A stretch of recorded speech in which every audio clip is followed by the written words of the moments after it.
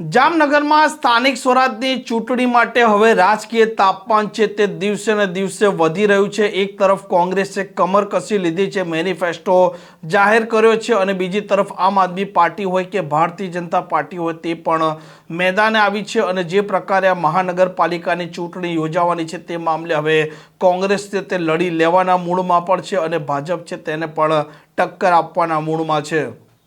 વૈષ્ણવજન તો તેને કહીએ જે પીડ પરાઈ જાનાને રે।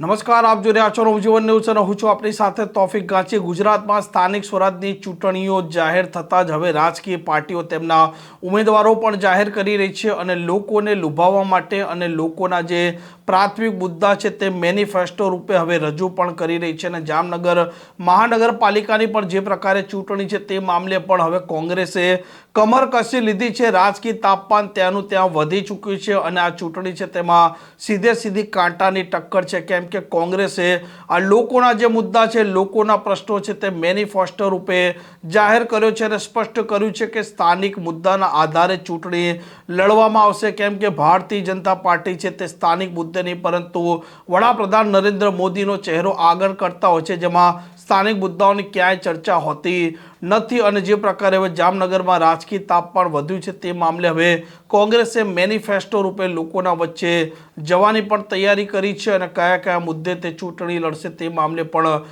પૂર્વ સાંસદ વિક્રમ માડમની પ્રતિક્રિયા સામે આવી છે। કોંગ્રેસ પાર્ટી જામનગર મહાનગરપાલિકાના ચૂંટણી ઢંઢેરા માટે એકત્રિત થઈ છે અને જનતાને 16 મુદ્દાના વચનો આપે છે। આ 16 મુદ્દામાં પીવાનું પાણી પણ છે, ગટર મુક્ત પાણી છે, કચરો ડોર ટુ ડોર છે, વ્યાયામના સાધનો છે અને ખાસ મુદ્દો આજે ક્રિકેટનો જમાનો છે। જામનગરની અંદર મહાન ક્રિકેટરો રણજી ટ્રોફી, દિલીપ ટ્રોફી જેના નામે રમાય છે એ જામનગરે આપેલી ભેટ છે। સલીમ દુરાની, વિનુ માકડ, અજય જાડેજા, રવિન્દ્ર જાડેજા જેવા વિશ્વ કક્ષાના જ્યારે ક્રિકેટરો જામનગરે આપ્યા છે। છેલ્લા 25-30 વર્ષથી આ ભારતીય જનતા પાર્ટીનું શાસન એ મહાનગરપાલિકામાં પણ છે, ગુજરાતમાં પણ છે અને 12 વર્ષથી આ કેન્દ્રમાં પણ છે। જામનગરને અન્યાય આ જગ્યાએ બીજા કોઈ પણ શહેરે જો આવું કર્યું હોય ને તો એને સોને મઢે, એને બદલે સામાન્ય નાના નાના ક્રિકેટરોને રમવા માટેનું મેદાન પણ નથી। દર વખતે ખોટા વચનો, દર ચૂંટણીમાં ખોટા વચનો। આ જો કોંગ્રેસ પાર્ટી સત્તામાં આવશે તો આ 16 મુદ્દાઓ છે એ 16 મુદ્દાઓની અંદર જનતાને પૂછીને નક્કી કરેલા મુદ્દાઓ છે અને જનતાને સંતોષ આપશે એટલી આપના માધ્યમથી જનતાને ખાતરી આપું છું।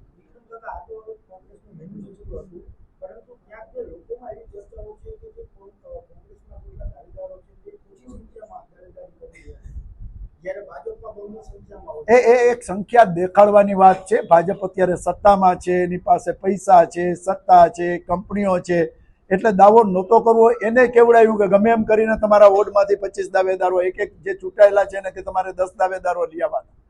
દાવેદારો ગમે એટલા હોય, છેલ્લે 64 ઉમેદવાર ભાજપના લડશે, 64 ઉમેદવાર કોંગ્રેસના લડશે અને નક્કી જનતા કરશે। દાવેદારો વધુ હોય કે ઓછા હોય મહત્વનું નથી, ઉમેદવાર 64 બે સમાવી શકે એમ છે। ભાજપ કોઈ 64 વાળા 100 ઉમેદવાર મૂકી શકે એમ છે, કોંગ્રેસ કોઈ 64 વાળા 32 ઉમેદવાર મૂકવાની છે। 64 ઉમેદવાર જનતાની વચ્ચે કોંગ્રેસ પોતાની વિચારધારા લઈને જશે અને જનતા નક્કી કરશે। બાકી આ પ્રોપેગન્ડા છે, પ્રોપેગન્ડા તો ટ્રમ્પે કરે છે, કાલે ઈરાન સમજૂતી કરી લેશે ને આજે કરી લેશે। પ્રોપેગન્ડામાં નથી માનતો। 64 ઉમેદવાર જનતાને આપીશ, જનતાએ મત આપવા કે નહીં જનતાનો અધિકાર છે અને જનતા ઉપર છોડું માનતો નથી। સત્તા માટેની સીધી ટક્કર હોય તો હું ભાણવર લડ્યો, ભાણવરમાં તાલુકા પંચાયત, જિલ્લા પંચાયત, કોર્પોરેશન બધું મારી પાસે હતું અને છતાં હું 3જા નંબર આવ્યો। એટલે જેની પાસે કોર્પોરેટરો હોય મત મળી જાય, જેની પાસે સત્તા હોય મત મળી જાય એવું નથી હોતું। એ હરેક ચૂંટણી અલગ અલગ મુદ્દા ઉપર લડાય છે। કોર્પોરેશનની ચૂંટણી લોકલ મુદ્દા ઉપર લડાય છે, રાજ્યની ચૂંટણી અલગ મુદ્દા ઉપર લડાય છે અને કેન્દ્રની ચૂંટણી પણ અલગ મુદ્દા ઉપર લડાય છે। બીજેપી પાસે યુપીની અંદર સરકાર છે, એટલા ધારાસભ્યો છે, છતાં સંસદમાં એમની હાલત શું થઈ? એમ દરેક ચૂંટણીની અંદર મુદ્દા અલગ હોય છે, ઉમેદવારો અલગ હોય છે, ફેસ અલગ હોય છે અને જનતા નક્કી કરે છે।